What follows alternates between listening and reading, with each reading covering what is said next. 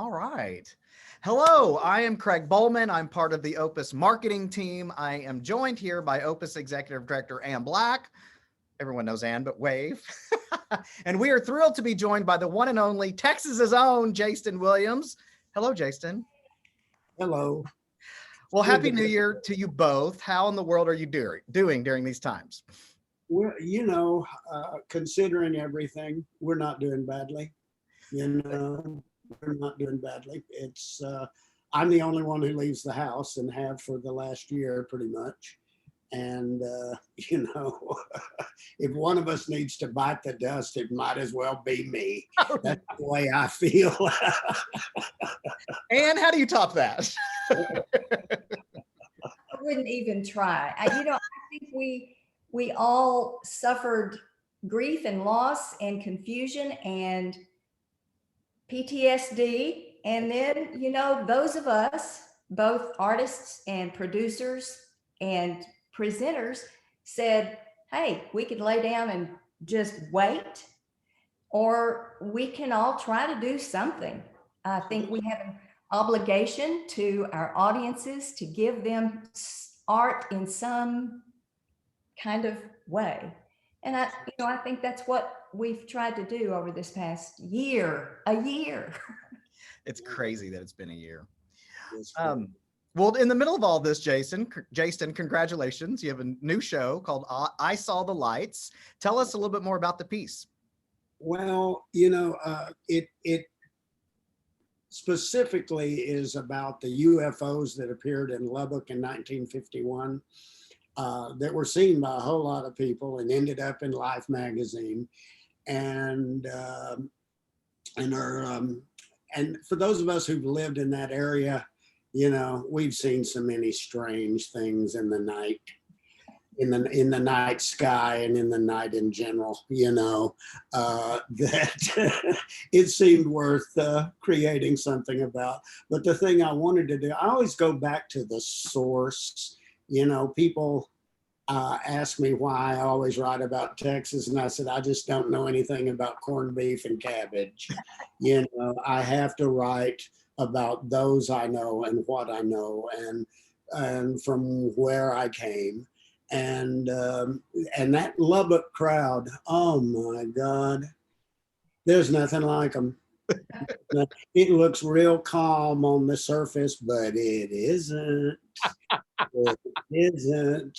And the weather is so nasty, you just stay inside with the other crazies. A whole lot of fun. It can be a whole lot of fun. I know a guy in Lubbock who has prairie dogs for pets in his house, and they get a new couch every year because they burrow. And you go over there and you'll see this little prairie dog stick its head up. You have to be careful where you sit. And I knew a guy in Lubbock who could get any wild animal in the world delivered to Lubbock. He could do anything, and there was a market for it. I'm not making this up. A wild cat in the bedroom. I am not kidding you. A wild jungle cat in the bedroom. Tiger King. Oh, please. Oh, please. Well, and after that, I don't even know how to ask you this question, but when you heard about I Saw the Lights, you had to show it to our audiences virtually. Why was that so important to you?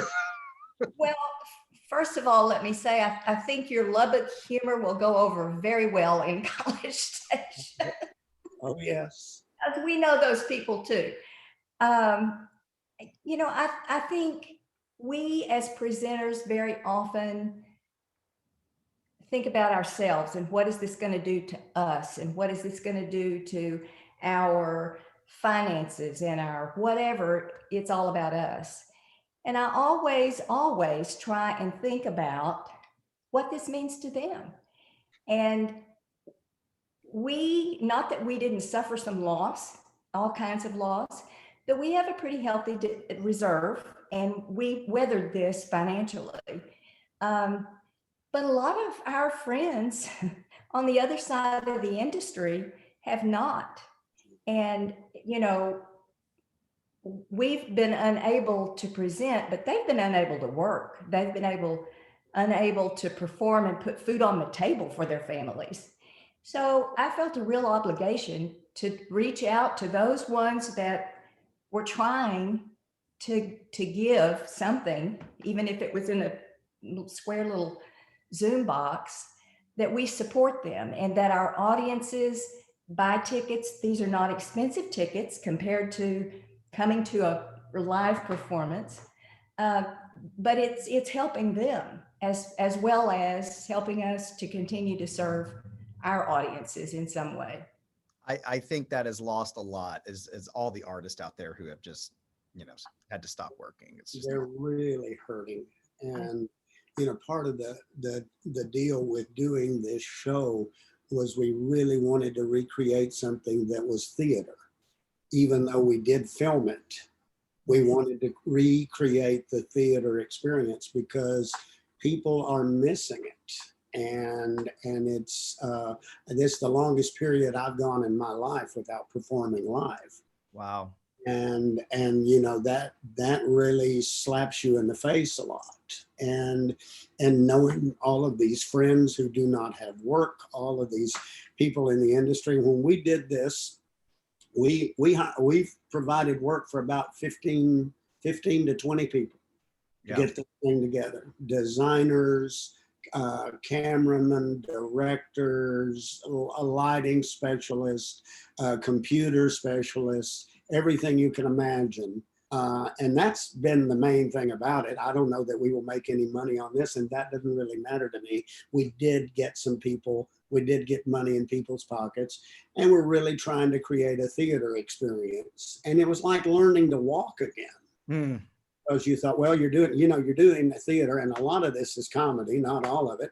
And as someone who's made my living in comedy all my life, it's a little tricky when there's no one out there to laugh, And then I just had to tell myself, if you think this is funny, okay. If you're laughing in your mind, okay.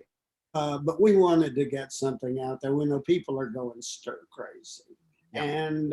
And again, I wanted to write about the people I know.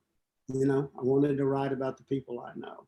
And for all of its insanity, Lubbock is a very, they talk a nasty game, but they're pretty kind when you get them, when you get them alone. I remember being at a party there several years ago at a crazy woman's house. Even by Lubbock standards, she was crazy. And she was having a party, and there was a knock at the door, and this elderly man said, I ran into a car here on the street, and he was going door to door, and it was my car. It was a rental. And I said, well, you could have left a note. He said, oh, no. I had to, no.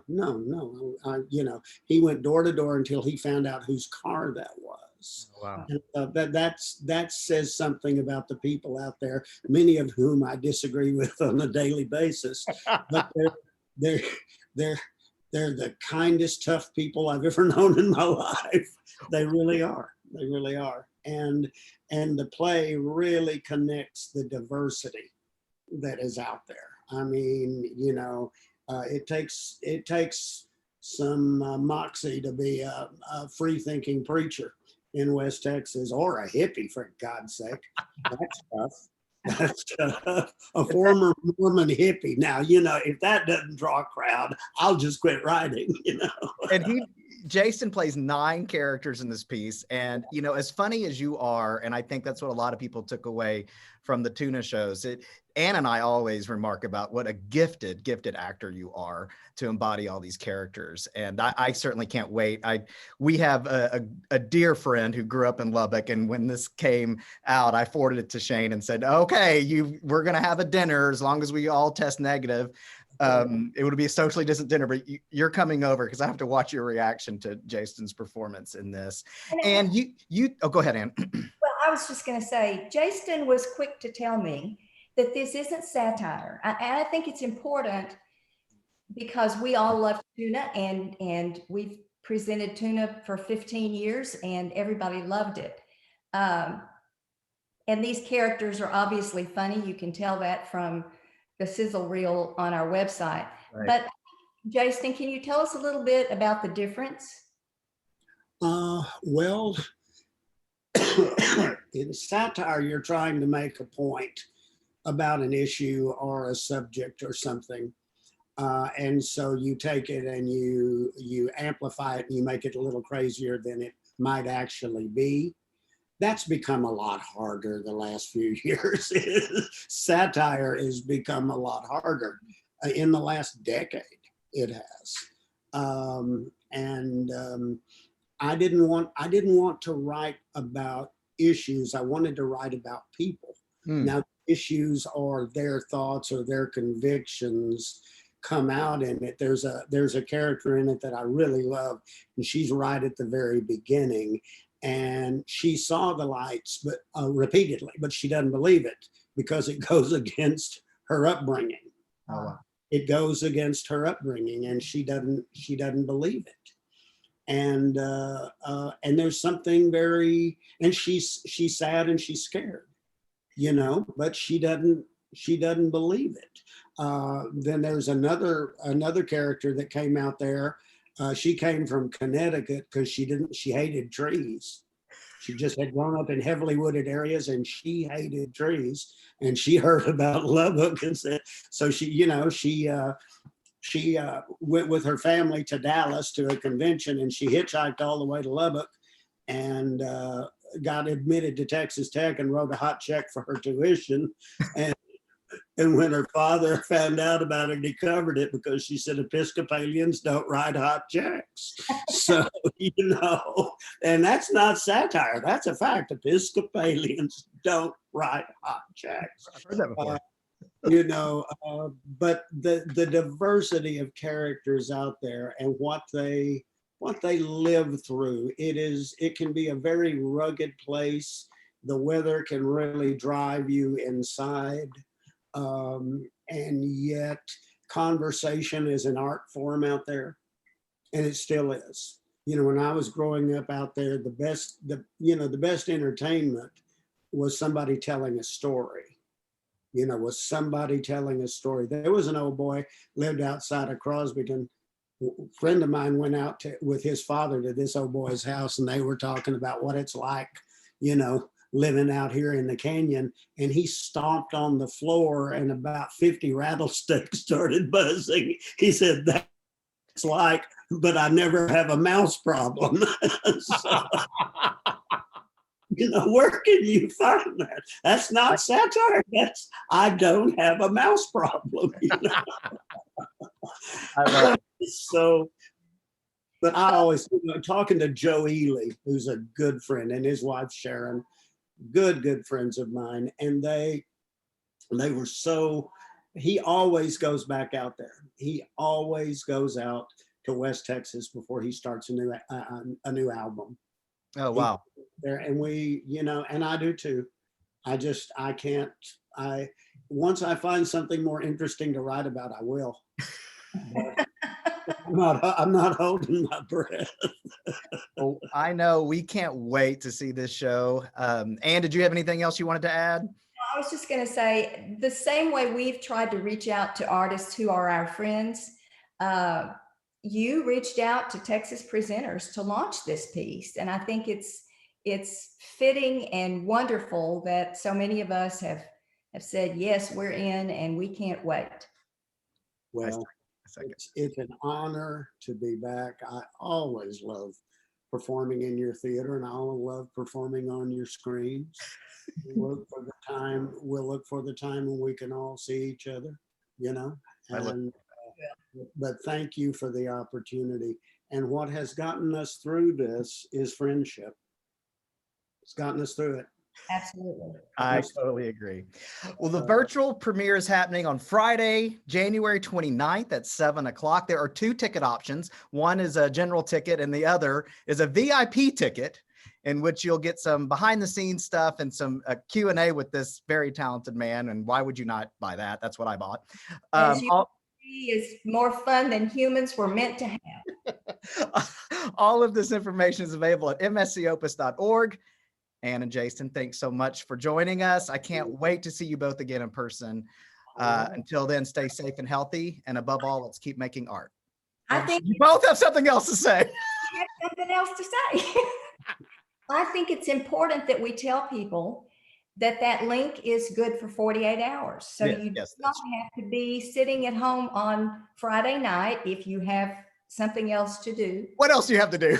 Well, I don't know, but you'd be surprised how many people are out there doing stuff on Friday I'm night. just So it's good for the weekend. So if you can't see it on Friday night, you can watch it on Saturday morning or Saturday night or Sunday. right after CBS Sunday morning. Absolutely. Absolutely. All God right. bless you. Thank you so much, you all. We'll talk to you soon. We'll see you soon. Bye-bye. Bye.